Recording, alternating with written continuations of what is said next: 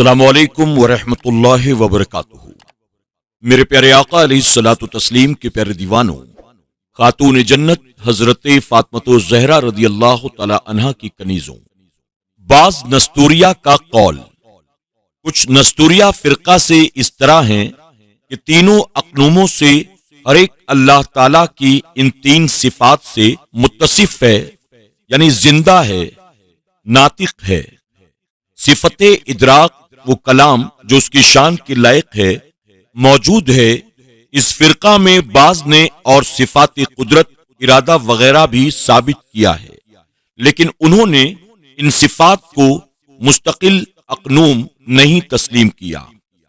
नस्तूरिया में से एक और फिरका, एक फिरके का कौल ये है कि इब्न हमेशा अब यानी बाप से मुतवल्लिद होता है।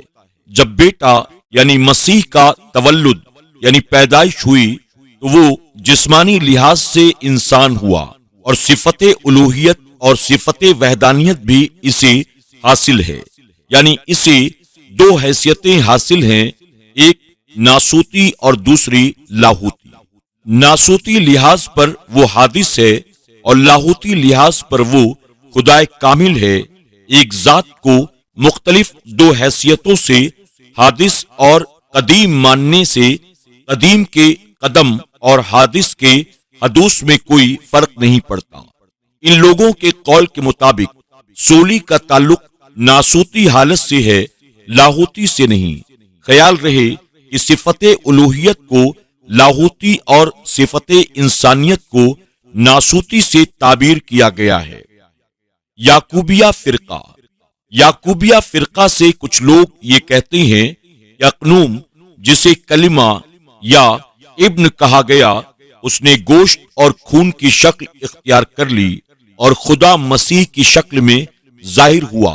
इनके नजदीक बेशक अल्लाह ताला मसीह बिन मरियम ही है। याकूबियों में बाज ने कहा, जौहरे इल्हाक कदीम है और जौहरे इंसान हादिस है। इनमें ऐसा इम्तियाज पाया गया है जैसे नफ्से नातिका का बदन से।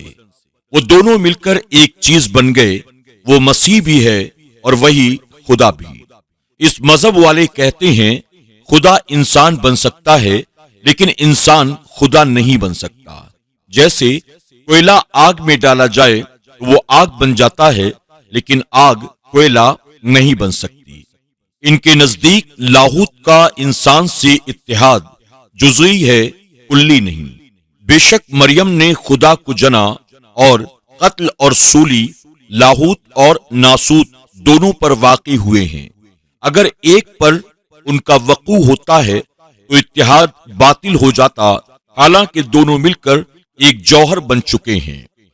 बाज और ने कहा, याकूबिया ही से बाज इसके कायल हैं कि जिस तरह फरिश्ता इंसानी शक्ल में आता है, उसी तरह खुदा मसीह की शक्ल में नमूदार हुआ।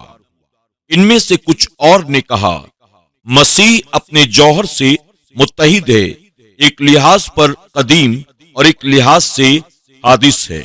कुछ दूसरे हजरात ने कहा, इस याकूबिया फिरका से कुछ हजरात ने कहा, अक़नूम कलिमा मरियम से कुछ हासिल नहीं किया, बल्कि वो मरियम के शिकम से ऐसे ही गुजर कर आ गया जैसे परनाला पानी से गुजर कर आता है।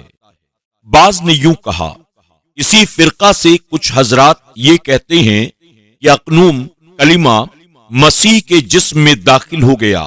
वो निशानियां जो पहले अक़नूम कलिमा से जाहिर होती थीं, अब वो मसीह के जिस्म से जाहिर होने लगी। लेकिन कभी कभी वो अक़नूम जिस्म से जुदा भी हो जाता है, इसलिए इस पर आफात आलाम का नुज़ूल भी होता है। अल्लाह ताला ने बातिल फिरकों का रद्द फरमाया और यहूदी बोले उज़ैर अल्लाह ताला का बेटा है और नसरानी बोले मसीह अल्लाह ताला का बेटा है। ये बातें वो अपने मुंह से बकते हैं, अगले काफिरों की तरह बात बनाते हैं। अल्लाह ताला इन्हें बर्बाद करे, कहां औंधे जाते हैं। इस आयत करीमा में अल्लाह ताला ने ईसा अलैहिस्सलाम को अल्लाह ताला का बेटा कहने वालों का रद्द किया اور فرمایا کہ عزیر علیہ السلام اور عیسیٰ علیہ السلام کو اللہ تعالیٰ کا بیٹا کہنے والے اپنے منہوں سے من گڑنت باتیں بنا کر بکتے ہیں۔ من گڑنت کہاوتیں بنانا پہلے کافروں کا وتیرہ چلا آ رہا ہے، یہ بھی ان کی طرح ہی ہیں۔ خدا ان کو برباد کرے، یہ کدھر بھٹکے جا رہے ہیں، ان کو سیدھی راہ نظر کیوں نہیں آتی؟ بے شک کافر ہیں جو یہ کہتے ہیں کہ اللہ تعالیٰ وہی مسیح مریم کا بیٹا ہے، اور مسیح نے تو یہ کہا تھا کہ اے بنی اسرائیل، اللہ تعالیٰ کی بندگی کرو جو میرا رب اور تمہارا رب ہے۔ بے شک اللہ تعالیٰ کا شریک ٹھہرائے تو اللہ تعالیٰ نے اس پر جنت کو حرام کر دیا، اور اس کا ٹھکانہ دوزخ ہے، اور ظالموں کا کوئی بھی مددگار نہیں۔